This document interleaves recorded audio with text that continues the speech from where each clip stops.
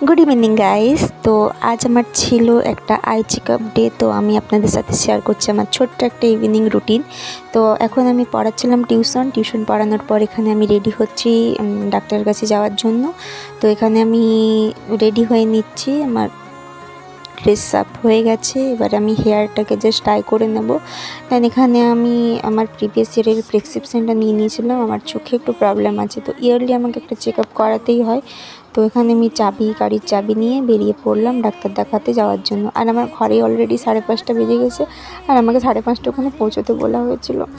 আমি কি করি ভগবান জানে, কেন আমার এত লেট হয়ে যায় সব জিনিসে। তো এখানে আমি পৌঁছে গেছি।